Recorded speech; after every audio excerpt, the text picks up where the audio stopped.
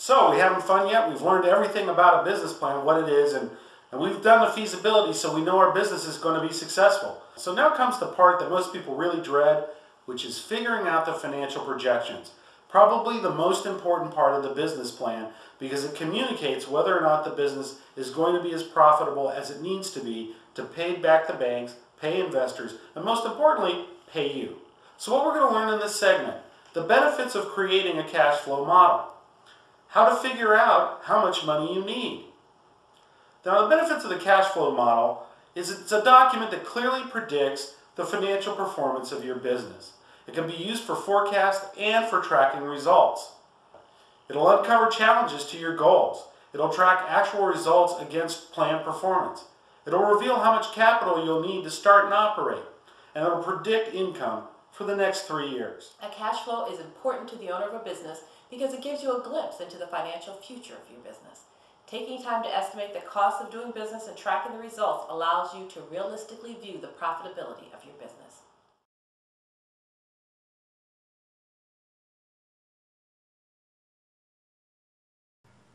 What you will need to know in order to do your pro forma cash flow. What will your product or service sell for? What is the cost to produce your product or service? And what expenses will your business incur? Once you know this, you're ready to create your financial projections.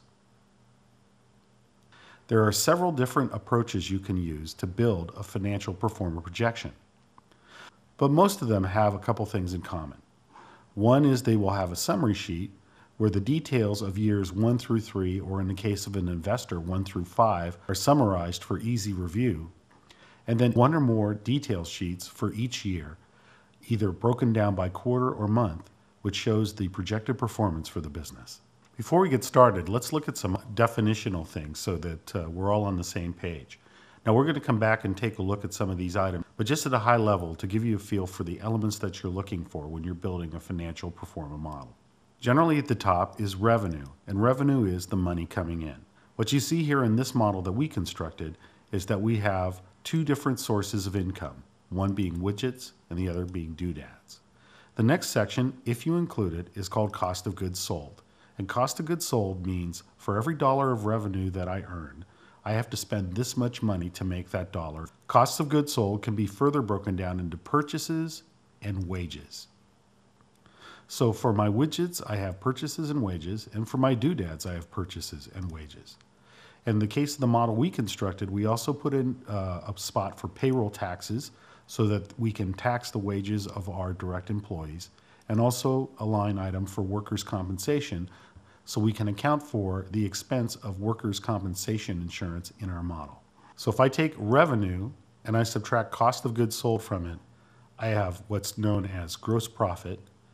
That's the amount of money I have left over for expenses and profit after I take the cost of producing my goods from the revenue that they bring in. The next section are expenses. A good way to think about expenses are, that's the money that you're going to have to pay out regardless of whether you have a dime of revenue. Things like indirect wages, such as receptionists or any overhead personnel, go into indirect wages. We also have a spot for indirect payroll and indirect workers' compensation. If I subtract expenses from gross profit, I end up with what's called net operating income. Then if I have any loans that I have to service or any other outstanding one-time expenses, I take them out between net operating income and earnings before tax. In this case, we have a line for debt service because we're going to have a loan to start our business. Finally, the last thing we take out is income tax. So if I subtract debt service from net operating income, I have earnings before income tax.